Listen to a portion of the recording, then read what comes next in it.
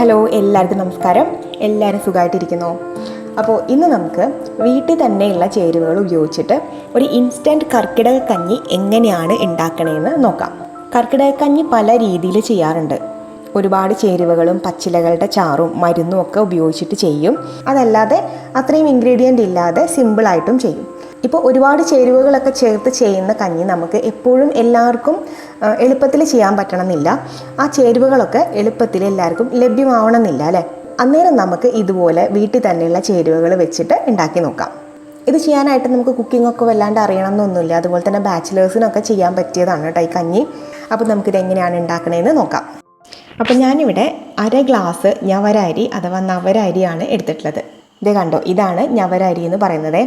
ഞവര അരി മാത്രമാണ് ഞാൻ ഈ ഒരു ഔഷധക്കഞ്ഞി വെക്കാനായിട്ട് മാർക്കറ്റിൽ നിന്ന് സെപ്പറേറ്റ് വാങ്ങിച്ചിരിക്കുന്നത് കേട്ടോ. ബാക്കി ഇൻഗ്രീഡിയൻസ് എല്ലാം നമുക്ക് എപ്പോഴും വീട്ടിൽ അവൈലബിൾ ആയിട്ടുള്ള സാധനങ്ങളായിരിക്കും. ഔഷധക്കഞ്ഞിക്ക് ഏറ്റവും ശ്രേഷ്ഠമായിട്ടുള്ള അരി ആയതുകൊണ്ടാണ് ഞാൻ ഞവര അരി തന്നെ എടുത്തേക്കുന്നത്. നിങ്ങൾക്കിത് വാങ്ങിക്കാൻ പറ്റുവാണെന്നുണ്ടെങ്കിൽ ഇതായിരിക്കും ഏറ്റവും നല്ലത്.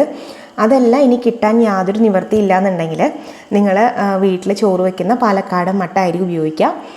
അതായത് നമ്മുടെ ചുവന്ന തവിട് കളയാത്ത അരി ഉണ്ടല്ലോ, അല്ലെന്നുണ്ടെങ്കിൽ പായസം റൈസ് ഉപയോഗിക്കുക.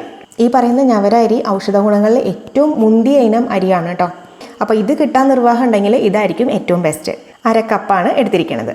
ഇതിലേക്ക് നമുക്ക് 2 ടേബിൾ സ്പൂൺ ഉലുവ ചേർക്കാം, 2 ടേബിൾ സ്പൂൺ ചെറുപയർ ചേർക്കാം, 2 ടേബിൾ സ്പൂൺ ചുവന്ന പയറും ചേർക്കാം. ഇതൊക്കെ നമുക്ക് അറിയാവുന്ന ചേരുവകളായതുകൊണ്ടാണ് ഞാൻ ഓരോന്നൊന്നും എക്സ്പ്ലെയിൻ ചെയ്യാത്തത്, ഇതിൻ്റെ ഗുണങ്ങളൊന്നും പറയാത്തത്. ഇതൊക്കെ നമ്മൾ അടുക്കളയിൽ എപ്പോഴും കണ്ടു മടുത്തിട്ടുള്ള സാധനങ്ങളാണെങ്കിലും ഉണ്ടല്ലോ, ഓരോന്നും വളരെയധികം ഗുണങ്ങൾ നിറഞ്ഞതാണ് കേട്ടോ. ഓരോന്നിനും അതിൻ്റേതായിട്ടുള്ള പ്രാധാന്യമുണ്ട്.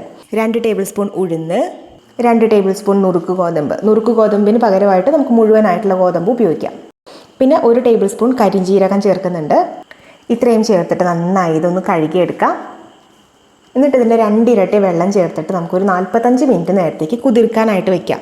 ഞവരരി ഒഴികെ ബാക്കിയെല്ലാം വലിയ കുഴപ്പമൊന്നുമില്ല, പക്ഷേ ഞവരരി വേവാനായിട്ട് അത്യാവശ്യം നല്ല ടൈം എടുക്കും.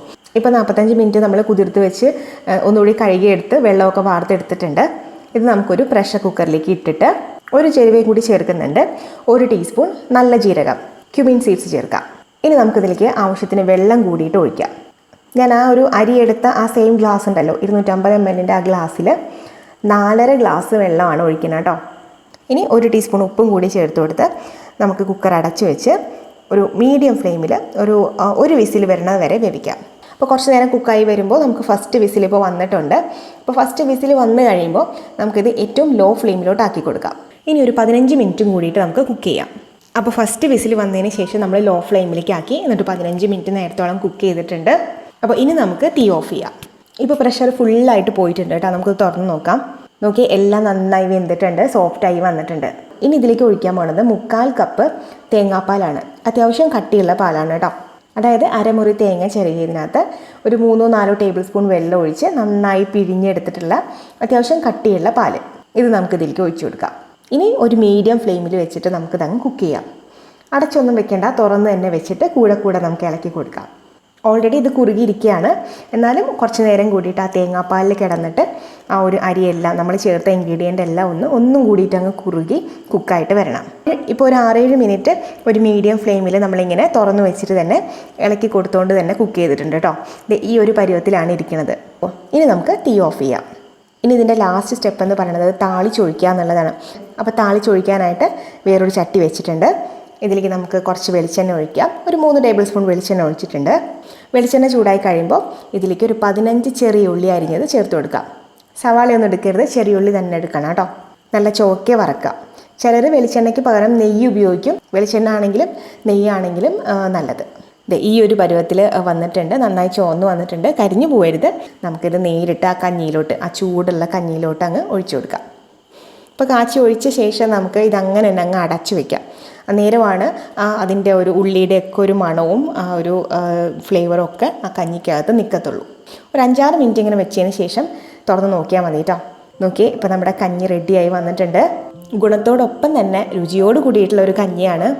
തീർച്ചയായിട്ടും ഈ ഒരു കർക്കിടക മാസത്തിൽ നിങ്ങൾ ട്രൈ ചെയ്ത് നോക്കേണ്ട ഒന്നാണ്. ഇത് 3-4 പേർക്കൊക്കെ കഴിക്കാനുണ്ടാവും കേട്ടോ.